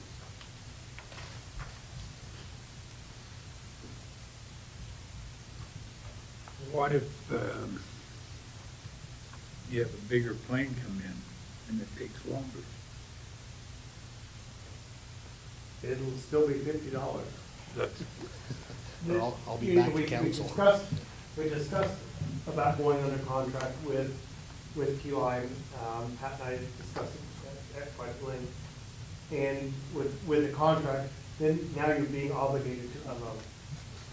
Now, if we do the fee schedule, if we're busy, they're busy, there's not much, there's no obligation to do it on either side. If we go out, we help, it's $50, we can run at $50. It kind of protects us, it protects them from getting obligated and set into a contract. So if you don't help them, then we don't charge you. That's correct. And you keep track of that. Yes, we do. Okay.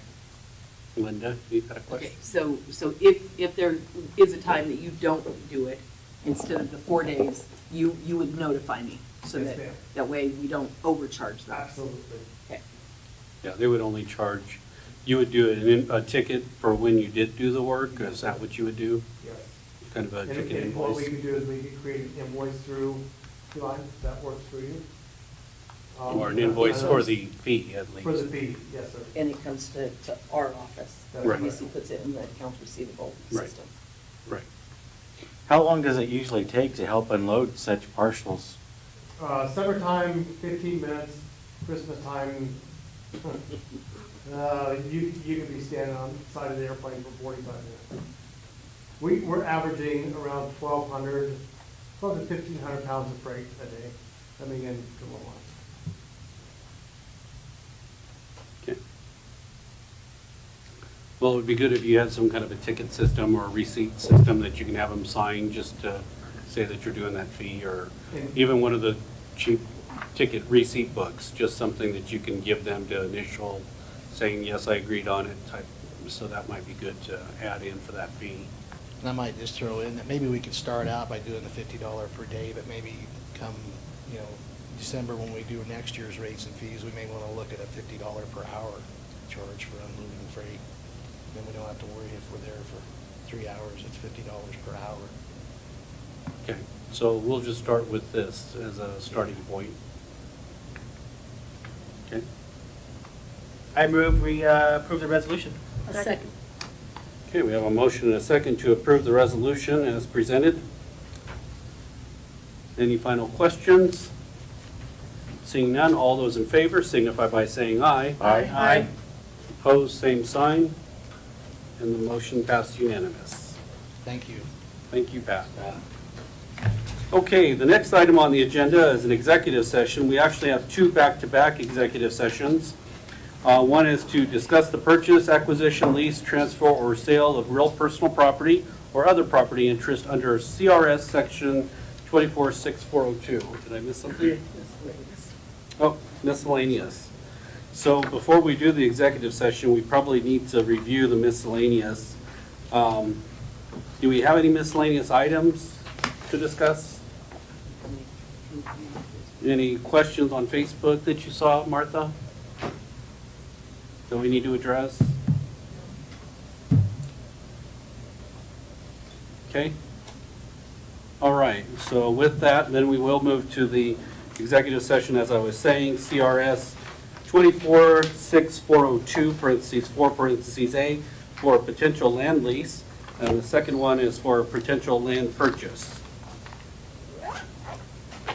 And there will be one decision coming out of the executive session whether or not we approve the purchase of the real property. But other than that, there would be no other decisions coming out. So you wouldn't need to stay. We could just let you know if. Pardon? We could just let you know later, or I can let you know in the morning what the decision was. But we may be in executive session for a little while. I move we go into executive session. Second. Have a motion and a second to move into executive session. All those in favor signify by saying aye. Aye. Opposed, same sign. And the motion passed unanimous. Thank you all for joining us tonight. We hope to see you next time.